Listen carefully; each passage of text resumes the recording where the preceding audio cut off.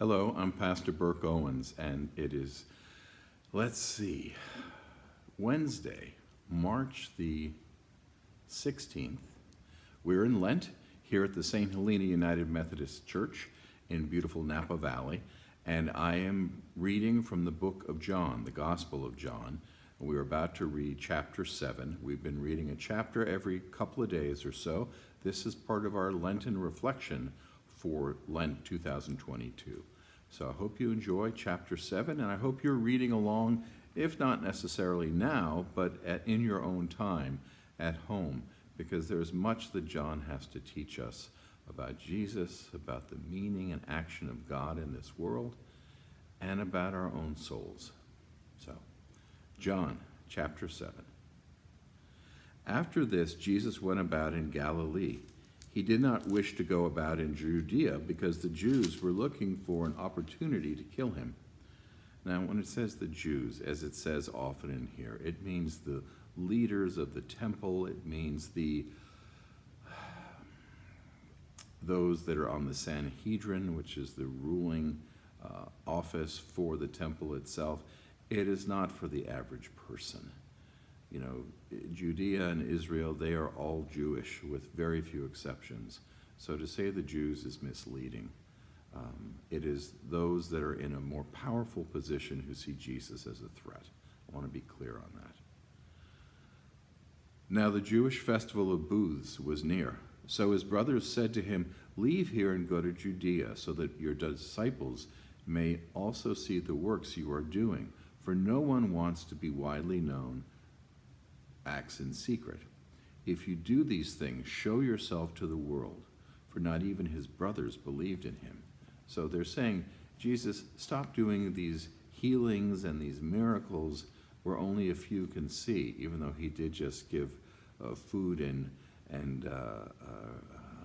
hospitality to the 5,000 with the loaves and fishes. Still, they want to see things more outright, and especially at a Jewish festival, meaning a religious time, a holy time, such as the festival of booths. Jesus said to them, "My time is not yet come, but your time is always here. The world cannot hate you, but it hates me because I testify against it, that its works are evil. Go to the festival yourselves. I am not going to this festival, for my time has not yet fully come." After saying this, he remained in Galilee.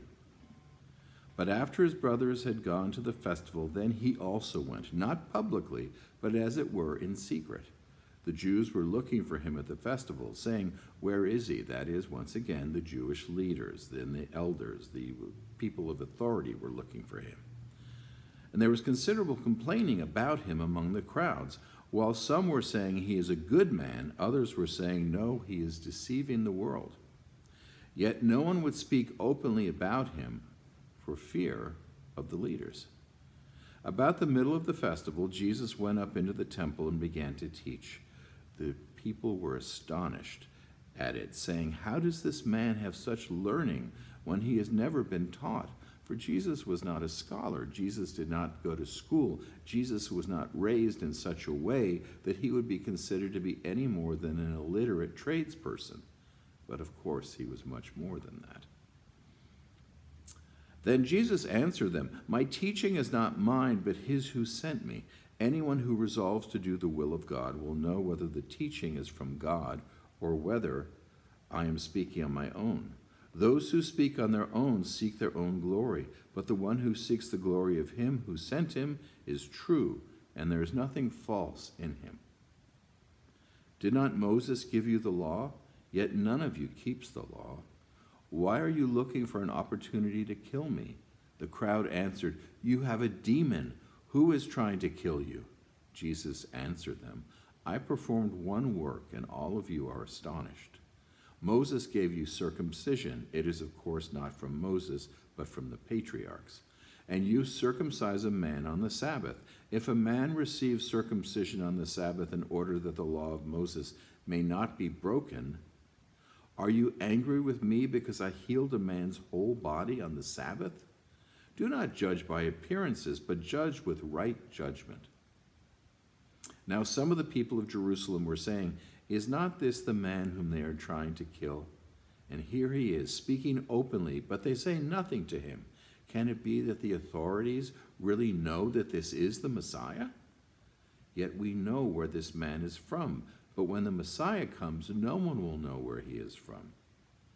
Then Jesus cried out as he was teaching in the temple, "You know me, and you know where I am from. I have not come on my own, but the one who sent me is true, and you do not know him. I know him because I am from him, and he sent me." Then they tried to arrest him, but no one laid hands on him because his hour had not yet come. Yet many in the crowd believed in him and were saying, "When the Messiah comes, will he do more signs than this man has done?" Much confusion about who Jesus is, and if he is known, he could not be the Messiah, because the Messiah is supposed to appear, I guess, more mysteriously, at least so the Jews of the times thought. The Pharisees heard the crowd muttering such things about Jesus, and the chief priests and the Pharisees sent temple police to arrest Jesus. Jesus then said, "I will be with you a little while longer, and then I am going to him who sent me. You will search for me, but you will not find me, and where I am you cannot come." The Jews said to one another, "Where does this man intend to go that we will not find him? Does he intend to go to the dispersion among the Greeks and teach the Greeks? What does he mean by saying, 'You will search for me and you will not find me, and where I am you cannot come'?" On the last day of the festival, the great day, while Jesus was standing there, he cried out, "Let anyone who is thirsty come to me, and let the one who believes in me drink. As the scripture has said, out of the believer's heart shall flow rivers of living water." The living water, you remember that from the woman at the well. Now we said this about the Spirit, which believes in him. Which believers in him were to receive, for as yet there was no Spirit, because Jesus was not yet glorified. When they heard these words, some in the crowd said, "This is really the prophet." Others said, "This is the Messiah." But some asked, "Surely the Messiah does not come from Galilee? Has not the scripture said that the Messiah is descended from David and comes from Bethlehem, the village where David lived?" So there was a division in the crowd because of this. Some of them wanted to arrest him, but no one laid hands on Jesus.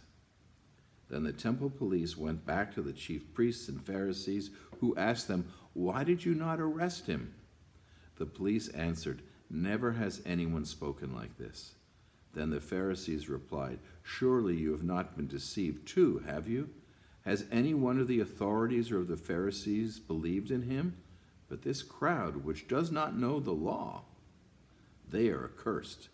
Nicodemus, who had gone to Jesus before and who was one of them, asked, "Our law does not judge people without first giving them a hearing to find out what they are doing, does it?" They replied, "Surely you are not also from Galilee, are you?